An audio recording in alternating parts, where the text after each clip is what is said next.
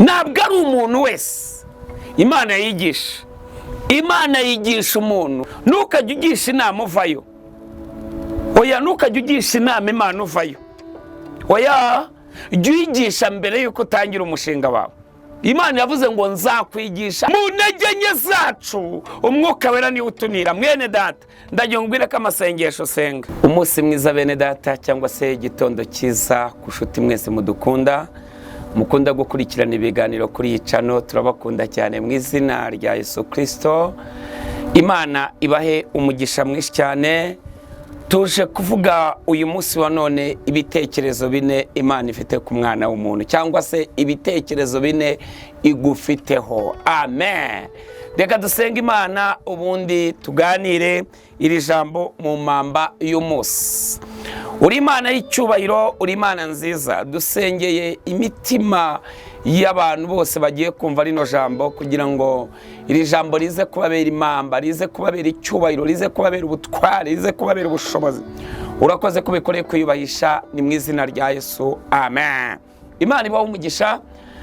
Tuje kuvuga ibitekerezo bine Imana igufiteho. Mu yandi magambo, ni ibintu bine Imana ije kugukorera.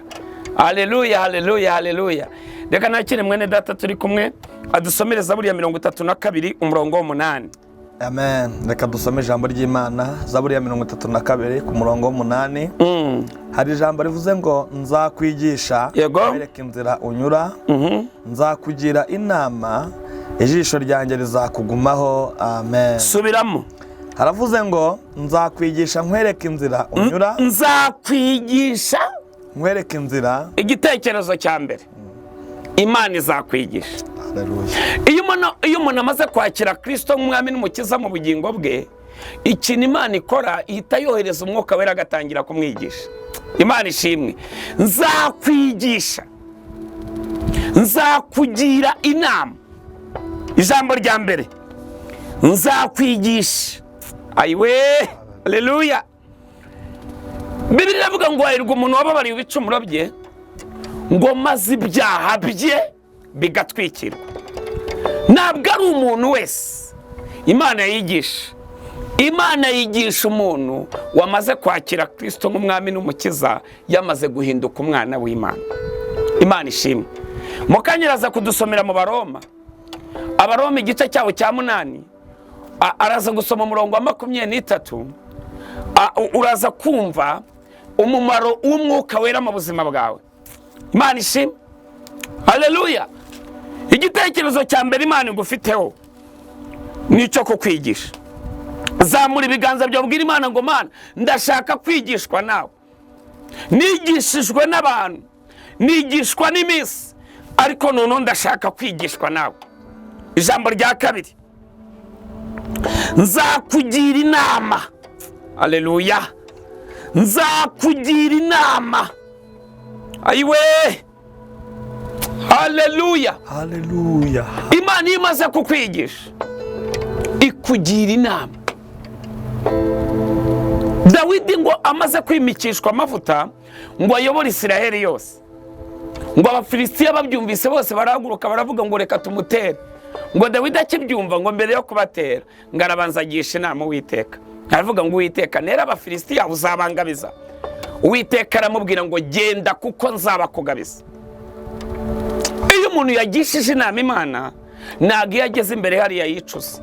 Mwene data, ntukajye ugisha inama uvayo. Oya, ntukajye ugisha inama Imana uvayo. Oya, jya uyigisha mbere yuko utangira umushinga wawe.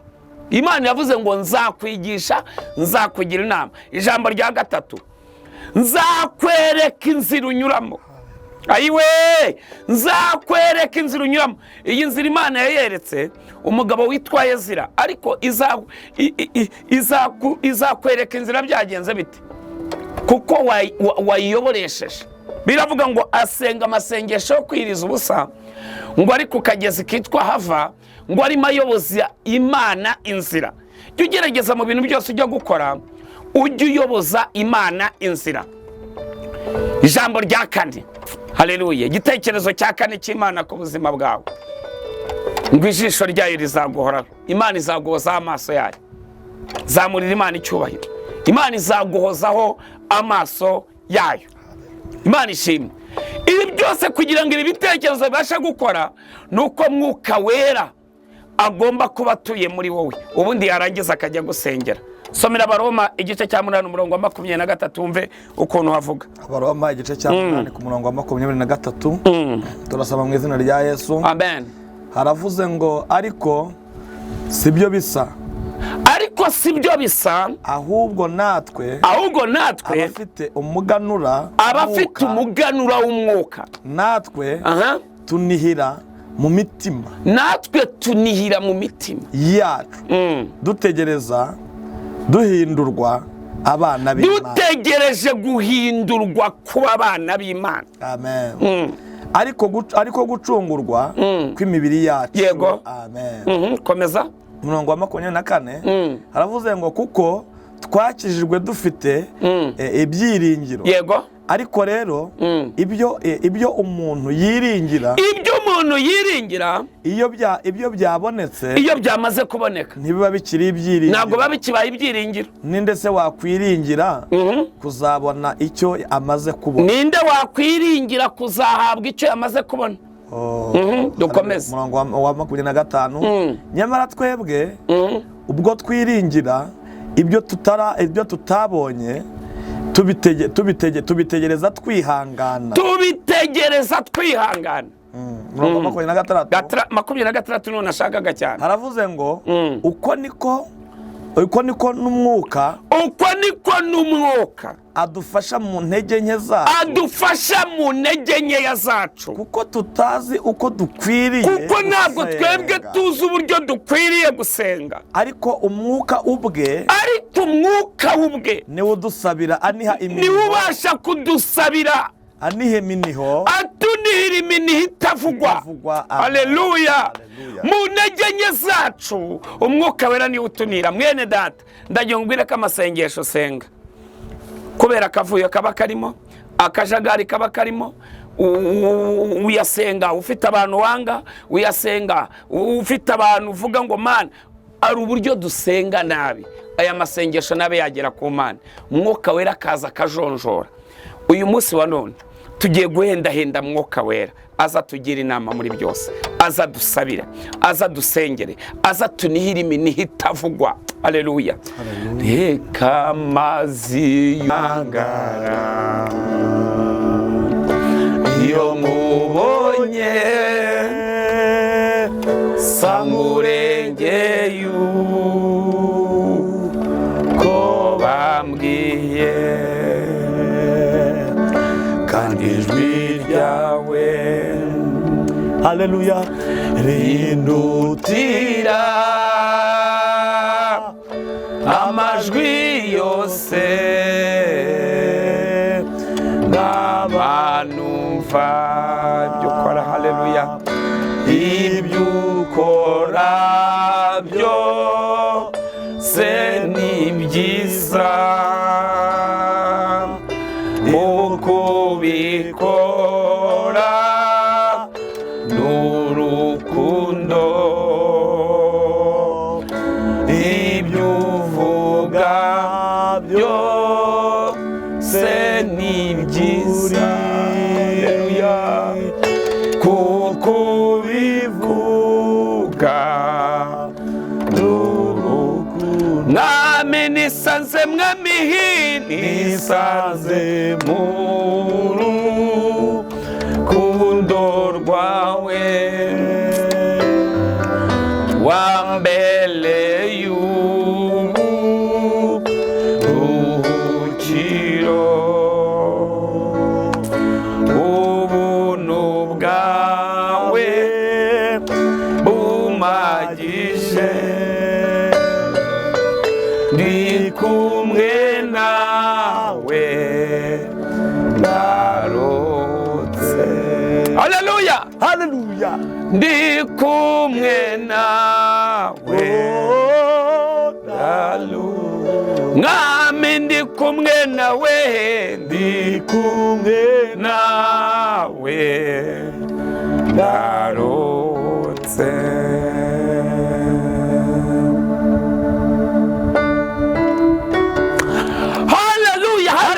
haleluya. haleluya. Iyo umuntu amaze kwakira Yesu, Yesu amuha icyo bita ubuntu. Ubuntu bukaguhuza n'abantu, abantu bakakuzanira ibintu. Haleluya. Kwakira Yesu bikuzanira ubuntu. Ubuntu bw'Imana bukakubaho, ubuntu bw'Imana bukakuzaho. Bwa buntu iyo bukujeho rero buguhuza n'abantu, abantu bakazana ibintu. Imana ishimwe. Haleluya. Muhabwe umugisha n'Umwami Yesu. Uwiteka akomeza abishimire, Uwiteka akomeza abanezeze, Uwiteka akomeza abahire. Kugira neza kwa Yesu Kristo akomeze kubane namwe. Reka dusenge rino sengesho uyu munsi uze kuza kurigendana, uyu munsi uze kuza kuribana, uyu munsi uze kuza kuryirirwana, uyu munsi. Oh haleluya. Zamura ibiganza byawe ubwire Yesu ngo Mwami Yesu Kristo, uyu munsi wa none ndashaka kwigishwa nawe. Bwira Imana ngo ndashaka kwigishwa nawe. Imana ikwigisha. Imana ikwigishije, umubwiriza yarabisobanuye. Ibice 2:26 ngo kuko unezeza Imana, Imana imuha icyo bita ubwenge, icya kabiri ikamuha kumenya, icya gatatu ikamuha umunezero. Ngo ariko umunyabyaha ngo Imana imuha kuruha, ngo asarure, ngo arunde, ngo abone ibyo guha unezeza Imana. Haleluya. Yesaya yarabyanditse mu bice 3:10, yaravuze ngo nimuvuga ko abakiranutsi bazagubwa neza kandi ko bazatungwa n'imirimo y'amaboko yabo. Salomo yandika igitabo cy'imigani ibice 22:4 yavuze amagambo akomeye, arahanura, mbyita kuko ni igitabo cy'ubuhanuzi. Yaravuze ngo uwicisha bugufi akubaha Uwiteka, ingororano ye n'icyubahiro n'ubukire n'icyubahiro n'ubugingo buhoraho. Aba ni abantu bubaha Imana. Uyu munsi none ugiye kubwira Imana ngo Mana ndashaka kuyoborwa nawe. Bwira Yesu ngo ndashaka kuyoborwa nawe. Uyu munsi, kuri uyu wa gatatu, kuri uyu wa kane, kuri uyu wa gatanu, kuri uyu wa gatandatu, ndashaka kuyoborwa nawe. Uyu mwaka wose ndashaka kuzayoborwa nawe. Ijambo rya kabiri, bwira Imana ngo Mana nyereke inzira nkwiye gucamo. Nge ntabwo nzi inzira nkwiriye gucamo, ariko Umwuka Wera nazanyobore kugira ngo anyereke inzira nkwiriye gucamo. Amen. Inginga Yesu, inginga Yesu. Fata akanya ko gusenga. Nukuri ineza n'imbabazi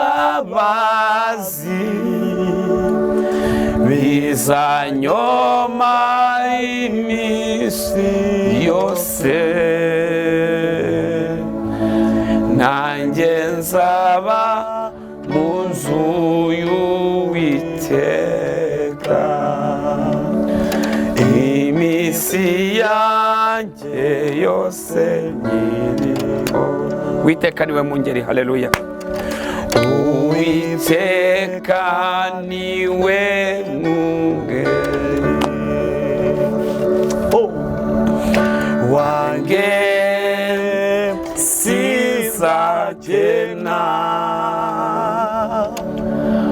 anjyana aryamisha mu cyanya cy'ubwatsi bubisi, anjyana iruhande rw'amazi adasuma, asubiza intege mu bugingo, anyobora iyo gukiranuka, naho nanyura mu gicucu cy'urupfu sinzatinya, kuko ndi kumwe nawe.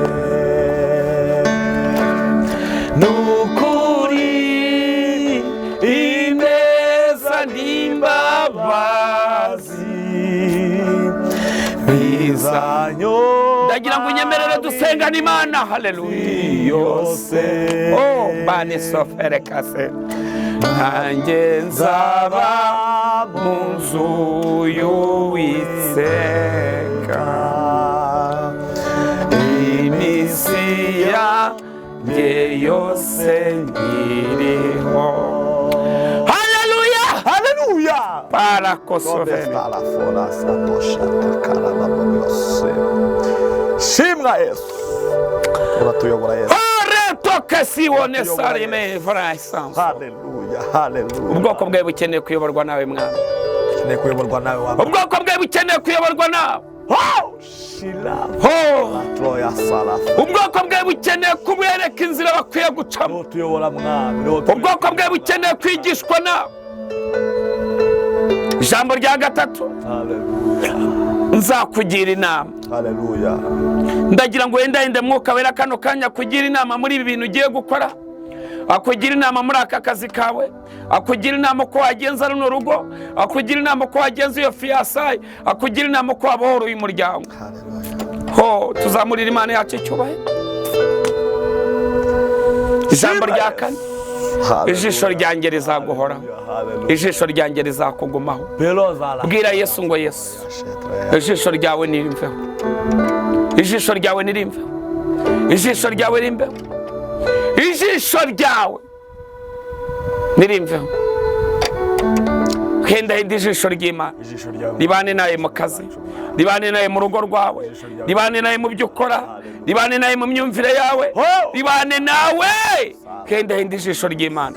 Ibi bitekerezo bine by'Imana, Imana irabikwemereye, iravuze ngo haleluya, haleluya, haleluya, haleluya. Riravuze ngo nzakwigisha, nzakwereka inzira ucamo, nzakugira inama, ijisho ryanjye rizabana nawe. Iyi Zaburi ya 32 umurongo w'8, uyu munsi nigendane nawe. Mwifurije umunsi mwiza, mwifurije kubaho neza, mwifurije kuryoherwa n'ibyiza Umwami Yesu yaguteguriye. Yesu aguha umugisha.